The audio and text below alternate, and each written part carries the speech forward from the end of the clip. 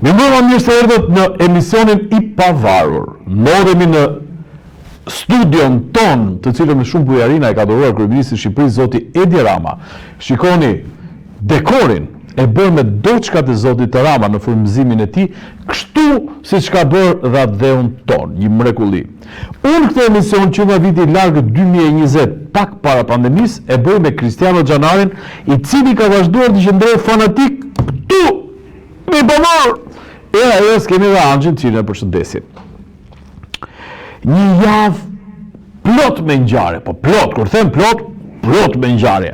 Një nga ato ngjarje do të nxjerrë Kristiano tani në këtë moment, përfundon me mbrimi I votave në 5 bashki, fitues kandidatët EPS-s. 5 bashki. Fakt janë 6 fitues. Pse janë 6 fitues? Se kemi edhe Tiranë, po dhe në Tiranë PS-ja. Po PS-ja e ka forfe, e ka marrë ndeshjen në tavolinë. Pra, do ta drejtoj PS-ja pas zgjedhje. Bukur.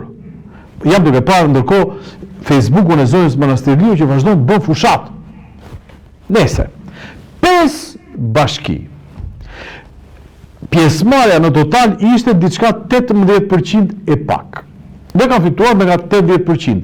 Po 80% dhe shdiku tek 16% po I bie shkurtun I 100% votuesve. Pra, 16% e popullsisë ka vendosur për drejtuar gjithë bashkit në për në për 5 bashki. 5 bashki. Kjo ndodhi dje. Dhe çfarë ndodhi dje? Ndodhi që kemi fjalën bojkot, pra, kur nuk merr pjesë një forcë politike, kemi edhe fjalën bojkot, pra, bën sigur merr pjesë në zgjedhje, por nuk merr pjesë në zgjedhje. Dhe opozita bojkot, pra, ishte jo bojkot, po bojkot. Bëri sigur do merrte pjesë në zgjedhje, por jo si parti opozitare, por opozita e bashkuar e kandidatëve të pavarur. Mirë, dhe këtu si princip ishte fantastik. Çështja është që në këtë princip nuk mori pjesë as opozita e bashkuar, as opozita e veçuar, përveç rastit, ma nxirr çik të lutem, përveç rastit në Cërik. Voton kandidati I Shqipëria bëhet, në Cërik Hima, vota e vetmja mënyrë për të vënë në punë bashkinë. Vetëm këtu kishim politik. Në vendet e tjera kishim shoqëri civile, se më juri diçka në sy, shoqëri civile do me thëmë, ku politika do të mbështeste, pastaj I lanë në mëshirë të fatit, dhe kishim edhe video dje nga Vlora, ku qytetari thjesht thoshte, oj, nuk e diun që ka votime këtu. Edhe mirë e bën. Se nuk u bë as fushat, as u organizuan strukturat, as nuk e di se si, u bën votime fituar 80%, 90%. Kishim dhe një podcast e Edi Ramës që I thoshte sa do marrësh ti, po ti, edhe gjithë u zotuar që do merrin rendiment të lartë në gru, në korje shirje votash. Dhe ndodhi. Këtu jemi. Pra, pas masakrës së 11 majit, ku Partia Socialiste mori 83 mandate dhe me ato e drejton Shqipërinë Edi Rama si I doj kokra e qefit, kemi dhe këtë historinë tjetër, të djeshmen, ku mori Partia Socialiste, kori dhe shiu, sepse nuk mori pjesë opozita. Nuk ishte bojkot, ishte bojkot. Mos harroni këtë. Dalim. Vazhdojmë Kristiano se u bënat. Celi bashi rezultati me inteligjencë artificiale I njëjti me numërimin fizik. Kjo më pëlqen shumë. Ne kemi ministre me inteligjencë artificiale. Ka hyrë inteligjenca artificiale dhe ka numëruar votat dhe rezultati inteligjencës artificiale ka qenë I barabartë me të inteligjencës natyrale. Inteligjenca artificiale nuk ka moral, nuk ka besim, nuk ka bindje, nuk ka dëshira, pra sheftot. Inteligjenca natyrale është përfshirë nga emocionet, nga interesat, nga dëshirat. Të dy harmonizohen tek ftotësia. 1 edhe 1 bëjnë 2. Janë numëruar inteligjenca artificiale me inteligjencën natyrale dhe kanë dalë perfekt. Ky është një lajm I mirë. Në qoftë se inteligjenca artificiale do të ishte njësi më vete. Fakti është që nëse hyni dhe pyesni inteligjencën artificiale, për shembull, shumica nga ne ka chat GPT. Hyni dhe pyeteni. juve jeni autonom, apo jeni program, apo ju drejton dikush, dhe ChatGPT do të përgjigjet. Unë jam një aplikacion i cili është prodhuar nga njerëzit. Pra kjo aplikacion, siç mund të jetë perfekt të numrit, mund të jetë dhe imperfekt. Ka një film shumë interesant ku Robert Williams zgjidhet është komedian, domethënë në rol, zgjidhet president i Shtetit Bashkuar të Amerikës për një gabim të inteligjencës. Në atë kohë ishte akoma inteligjenca artificiale, ishte gabim kompjuteri. Po gjithsesi kjo është paradhoma e asaj që presim për të na thënë se pasese për inteligjencë artificiale. Konstani, Shqipëria avancon prokurimi publik me inteligjencë artificiale. A thua se edhe këtu fajin e ka patur mungesa inteligjencës? Jo shok. Kudo, edhe në inteligjencën artificiale këtu, hyn faktori njeri. Faktori njeri, por në rastin konkret, përgjegjësia i lihet pajisjes. Çfarë temin e bëri inteligjenca artificiale? Edhe nëse gabon inteligjenca artificiale, i biem kompjuterit. Qeni, na filloi që me popullin. Ti të vjenësh para të popullit, po! Tak bëhet një ndryshim në aplikacion të inteligjencës artificiale. Sepse kompjuteri e përsëris nuk ka as bindje, as besim, as ndërgjegje, as moral. Ai që e programon, po. Ai që e programon, po. Dhe këtu janë duke avancuar kudo dhe do të bëhen dhe gjykatat me inteligjencë artificiale. Sepse dosjet e për gjykatat e Shqipërisë janë male. Po të shkojnë në gjykatën e apelit, do të ecën për labirintet e dosjeve, të cilat datojnë nga vitet 2017-18 e kështu me radhë. Me inteligjencë artificiale, shuhet për një do të vi përgjigjen celular. Ju keni fituar gjyqin ose ju keni humbur gjyqin, e shëndet njët vazhdon sepse e ka bërë inteligjenca artificiale. Kristiano ka nevojë për një lajm tjetër. Cili bashkë më del sërish. Shpall rezultatin e 5 bashkit, bravo 2026 të kemi një ligj të ri zgjedhor. E në vërtet duhet të kemi një ligj të ri zgjedhor, sepse mbaruan zgjedhjet, sot në mëngjes kishim rezultatin më në fund. Kishim inteligjencë artificiale më në fund. Nuk patëm incidente më në fund. Në gjithë të rrugtim dhe ekuacion, ç'më del? Më del që nuk ishte përfshirë opozita. Në momentin që nuk përfshihet opozita, gjithçka shkon perfekt. Edhe numrimi, edhe rezultati, gjithçka. Natyrisht fiton PS-ja, s'kemi çfarë bëjmë. Po vërtet duhet një ligj, unë do të mendoj që të mos ketë opozitë fare. Dhe do ja propozoj zotit Celibashi, me që është në këtë rrugën, në këtë hovin e propozimit të i që opozitën, shpëtojmë gjithë palët. Jemi të gjithë rahat. Apo jo, Kristiano, si mendon ti? Unë mendoj që ti mendon që kështu mendohet. I që Kristiano, dalim në një moment të dytë, opozita po privohet në kuvend nga e drejta për të kontrolluar ekzekutivin. Më në fund, doktor, nuk duhet inteligjencë artificiale për të kuptuar një gjë e cila ka të paktën 8 vjet dhe ka hyrë në të 12-tin, që të kuptohet.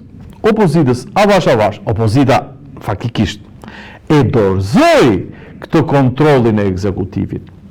Se ne kishim një lul që ofse kujtohet, që bëndë sikur hutoj, bëndë një gaf Rama, ja plaste luli një herë më të madhe. Bëndë një të keqe Rama, bëndë luli një gaf shumë të madhe, në merreshi me lulin. Dhe avash, u humb ky kontroll, tash është shumë e vështirë, bën shumë vjet që opozita ka humbur kontrollin me ekzekutivin. Po doktori më në fund e paska kuptuar. Çfarë ndodhi? U miratua një ligj javën e kaluar. Ligji për barazinë gjinore. Në emër në tingëllim është perfekt. Është perfekt. Edhe Enver Hoxha madje luftoi për barazinë gjinore. Perfekt. Nën ligj, pra nën këtë majën e bukur të icebergut, të bardhë, të kristalt, fshihet një mal i madh gjësh që do të komentoj pak më vonë. Ama çfarë ndodhi? Ai ligji kaloi. Qetë fare. E dini Ponc Pilatin, pra, kur ai që dënoi Jezu Krishtin e çoi në kryq, i pyeti njerëzit, kë doni të shpëtoni? Ata shpëtuan tjetër kënd dhe Krishtin e çuan në kryq. Te Ponc Pilati lau duart e tha, s'kam punu me këtë gjë. Ky që lau duart, e kemi këtu. U miratua i liq, Berisha mbajti fjalën e vet, votoi kundra dhe doli. Ndërkohë që në shpinë, në kurizat liq, e keni ju dhe fëmijët tuaj. Pse them tuaj? Se unë të mirë kam çuar jashtë Shqipëria. Unë me gjinin kam marrë punë. Jo se po e kam kryon, drejt, vazhdojnë. Sa të kem fuqi, vazhdoj këtu. Po dhe po e ktheva këtu, punë për mua. Ju e kemi dhe ne, po do e shpjegoj pak më vonë. Edhe ne si media e kemi.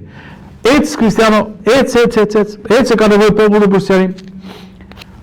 Rama, 35.000 maca inteligjente energjie në 2026 ulim humbjet në rjet. Se këta macat budalen që kemi, pa inteligjencë, kishin humbje në rjet. Tani do të vjen 350.000 maca. Do të thonë do na i bëj dhurat shteti. Po jo, se do ta paguajmë neve këtë. Këto macat 350.000 do të paguash kokër më kokër, se ecë Shqipëria, po ka kosto progresi. Do hiqen macat të e trash, idiot, do të vjen macat inteligjent. Po, inteligjenca paguhet, inteligjencë këtu, inteligjenca atje. Vetëm budallë që jemi ne që paguhet. Dhe 350.000 maca shqiptari dashur, ti ke për t'i paguar, do ulim humbjet në rjet, nuk diskutohet. Se si matësi eliminon humbje në rjet, se humbja në rjet, qofse thua humbje në rjet, faktikisht humbja në rjet është një proces fizike, kemi bërë klas 5, klas 6 tek fizika, se si rryma që kalon përmes një përcjellësi ka humbje. Qofse humbje quhet vjedhja, ky është mesele tjetër, nuk e zgjidhin macat.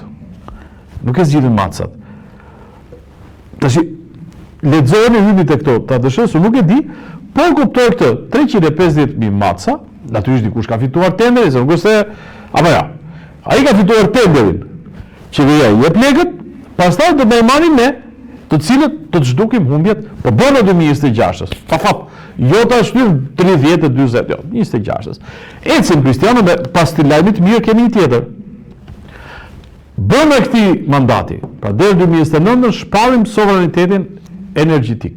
Pra nuk do kemi më nevojë për të huajt na japin ndriçim. Kemi Edi Ramën që ndriçon, natyrisht. Kemi dhe Edi Ramën që ndriçon mendjen e këtij populli dhe të ekonomisë, dhe neve do të kemi vend sovran, vetëm në energji. Do të tjera pastaj kismet Zotit. Vetëm se ka një gjë, do të, francezët ka një shprehje, avec des si on mettrait Paris dans une boîte. Me sikur, ose në qoftë se, Parisi mund ta fuzësh në shishe. Në kuti, dans une boîte në një kuti. Dhe nëse do të në QS, me këto lajmet energjetike, ne shpresojmë që të jemi sovran në energji. Po ne do donim të ishim sovran edhe në ekonomi, për shembull. Do donim të ishim sovran në bujqësi, do donim të ishim sovran në industri të lehtë, jo në metalurgjik siç bënte Enver Hoxha. Gjithsesi, po e shpallim me energjetikën dhe këto e mbyllun. Vazhdojmë populli dashur, përdorimi i pesticideve. Për shembull sovran këtu sa mirë do ishte, sikur ne të hanim ushqime bio, organike. Jo të mora, kjo do të ishte një fitore për Shqipërinë. Një fitore kundër kancerit. Se ka një gjë, ne provojmë kancer, shkojmë te onkologjiku dhe pastaj detyrojmë qeverinë që të bëjë tendera, që të blej ilaçe dhe gjëra kundër kancerit, po kanceri është më i futur se sa ilaçet që kemi ne, shajmë qeverinë. Përdorimi pesticideve, aku pikat e grumbullimit do të plot për gjurmëruar produktet. Nuk e kuptuat. Pikat e grumbullimit të pesticideve, të ushqimeve, të frutaperimeve, dokumentacion të plot për gjurmëshmërinë e produkteve. Deri këtu duket si një gjë shumë e mençur, pra nuk duhet inteligjencë artificiale për të kuptuar këtë gjë, por që është alfa, pra nuk ka nevojë pse AKU-ja të thojë një gjë që e ka ligji. Çdo produkt, pra përderisa fermeri i ke detyruar të ketë një NIPT, çdo fermer, do të thotë që çdo fermer ka dokumentacion. Këtu duhet të thënë, pikat e grumbullimit duhet kenë detyrimin e kontrollit dhe certifikimit të produktit. Pra, pika e grumbullimit jo të ketë letrat nga vjen malli, po duhet ajo ta kontrollojë mallin dhe të mbajë përgjegjësi. Tani, pikat e grumbullimit. Sot kishte një lajm që thoshte janë zbutur çmimet. Pra, nuk po rriten aq shpejt çmimet. Këto pikat e grumbullimit ishin një pjesë shumë interesante e oligarkisë. Filluan këta të parët grumbulluesit. Shkonin nëpër fshatra, Divjak për shembull, e thonin ti ke 2 hektar tokë, po, do mbjellësh shalqi, po s'kam farë, ta japim ne farën. Po s'kam lek, s'ka gjë, zbresim nga çmimi final. Do mbjellësh shalqi? Mbojë shalqiej. I dha lekët, u kënaq fshatari. Tani do ta mbjellësh kornishon, janë do kastraveckat e vogla me të cilët bëhen konserva, po tha fshatari. Pa lek, u kënaq fshatari. Pa me 3 e 4, pastaj tha, shiko, ne kemi një problem me juve. Nuk na del. Kështu që neve do të bëjmë, do ta ulim këtë, ta ngrem këtë, dhe fshatari tani është bujkrop në tokën e vet. Ai feudali, që është pikat e grumbullimit, diktojnë çmimet në treg, diktojnë dhe çmimet që japin fshatarit, dhe pesticidet.